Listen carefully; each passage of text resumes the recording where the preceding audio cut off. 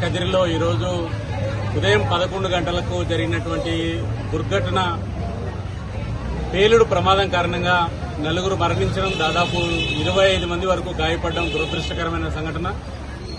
చనిపోయిన కుటుంబాలకు భారతీయ జనతా పార్టీ ఆంధ్రప్రదేశ్ ప్రగాఢ సానుభూతిని తెలియజేస్తుంది. ఇప్పుడే ఈ సంఘటనకు సంబంధించి ఆంధ్రప్రదేశ్ వైద్య శాఖ మంత్రి సత్యకుమార్ గారికి ఇప్పుడే మాట్లాడడం జరిగింది. వారు తక్షణం వైద్య శాఖ అధికారులకు ఆదేశాలు ఇచ్చారు. నలుగురు ఈ ప్రమాదంలో చనిపోవడం జరిగింది. 2 మహిళలు 2 పురుషులు ఉన్నారు. అదేవిధంగా 24 మందిలో ఒకరికి మేజర్ ప్రమాదం జరిగింది. వారిని అనంతపురం కూడా ఆసుపత్రికి తరలించడం జరిగింది. ఈ సంఘటన పట్ల ఖచ్చితంగా ప్రభుత్వం ఆదుకోవాలని, ఆ పేదలు ఎవరైతే చనిపోయినారో వారికి మెరుగైన వైద్యం అవసరం ఉన్న వాళ్లకు సహకారాలు అందించాలని ప్రభుత్వాన్ని కోరడం జరిగింది. రాష్ట్ర ప్రభుత్వం కూడా దీనికి సానుకూలంగా స్పందించింది. చనిపోయినటువంటి కుటుంబాలకు ఆర్థికంగా ఆదుకోవాలి. ఈ సంఘటన మీద సమగ్రమైన విచారణ చేపట్టాలని చెప్పి కూడా ప్రభుత్వాన్ని విజ్ఞప్తి చేస్తున్నాం. అధికారులతో కూడా మాట్లాడడం జరిగింది. అందరూ కూడా సహాయ కార్యక్రమాల్లో నిమగ్నమై ఉన్నారు. ఏదేమైనా చనిపోయినటువంటి కుటుంబాలకు ఖచ్చితంగా ఆదుకోవాలని, గాయపడిన వాళ్లకు కూడా సహకారము, ఆర్థిక సాయం అందించాలని చెప్పి విజ్ఞప్తి చేస్తున్నాం.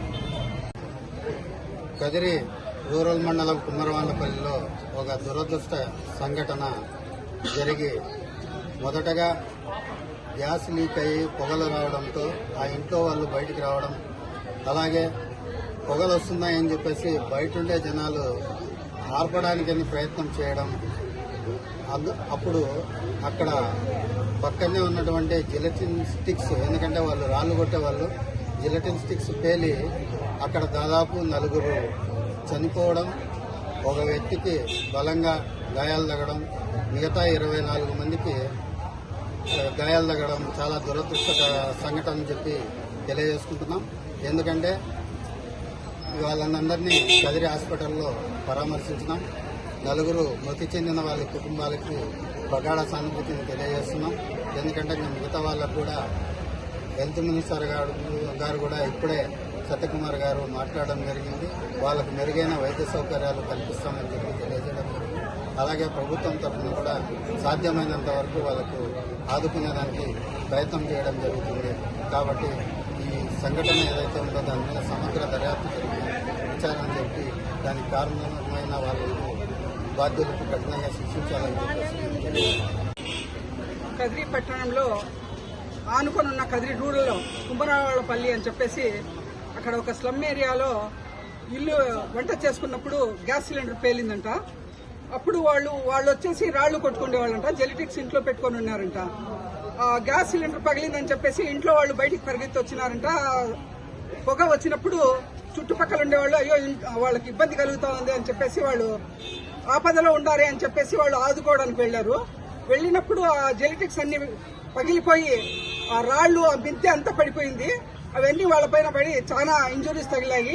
హెడ్ ఇంజురీస్ అయితేనేమి, హ్యాండ్ అయితేనేమి, లెగ్ అయితేనేమి, ఇంకా చాలా దెబ్బలు తగిలి చాలా రక్తాలు కారినాయి. 25 మంది వరకు, దాదాపు 25 మంది వరకు వాళ్ళు ఉన్నారు.